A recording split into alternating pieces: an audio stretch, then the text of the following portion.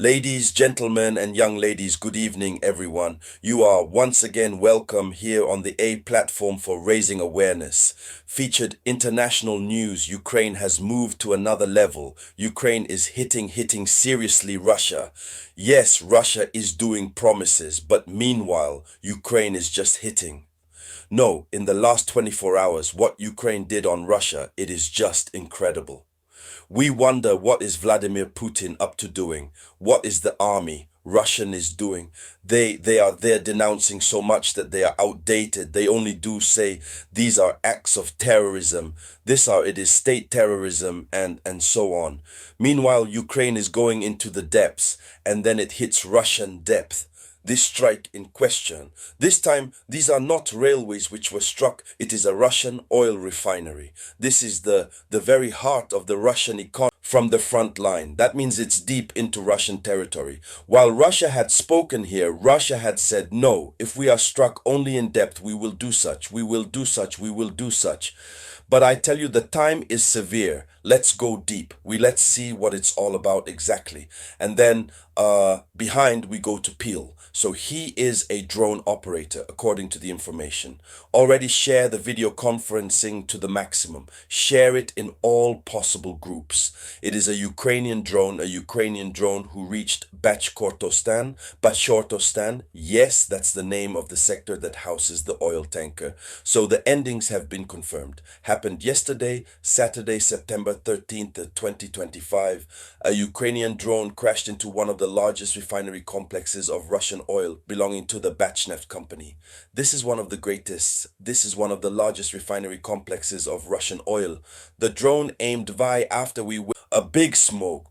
See thick smoke, then that's it, it's over. They put fire. Oil refinery, and it is the oil that is refined there. If a drone falls there, it is spoiled, it is finished. It's fire. You imagine the new strategy that Ukraine has just taken. We understand, and you will understand with me, why NATO is stubborn when they say we must win the victory on the field of hostilities. It is necessary to understand at the same time. These people have given time to prepare better. They prepared themselves. While the Russia was carrying out massive strikes, they were getting ready. There was crying. When we hit them, we too said, no, Russia has struck Ukraine. Russia did such. Ukraine and NATO were preparing to wake up. Now they have woken up. So it must be said that the attack had place in the locality that we call Bachortostan. Bachortostan, that's a region of central Russia. So it's in the heart of Russia, and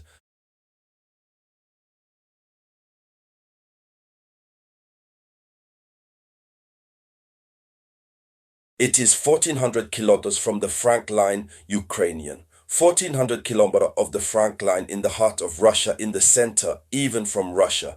Usually when it launches 800 kilometers, 900 kilometers now there, they have drones that go up to 1400 kilometers. We even learned that some go up to 3000 kilometers, but they haven't started using them yet. And so there are videos that are on the social networks that show the drone rushing straight towards the factory, followed of an explosion and a huge cloud of smoke. Yes, and a huge cloud of smoke, I was going to say. So 1400 kilometers from the front. That means that Ukraine is demonstrating that from now on, that is to say, no strategic site. Russian is not out of reach if they want strike. So it's up to Russia to see. In any case, the balance of power is in balancing out, eh? Yes, it is true that Russia continues to progress on the ground in Ukraine, made on the Ukrainian side compared to the strikes that Ukraine is carrying out to do in Russia. Listen, these are almost at least currently there.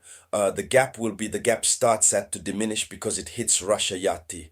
So it must be said that there were reactions official, and among these reactions official, we have the reaction of Kabirov. Kabirov is the leader of the Russian region that was hit. So Kabirov, he speaks of an attack terrorists carried out by drones. For him, it's a terrorist attack. No, they are not terrorists, are Ukrainians and members of NATO, which are striking the Russia.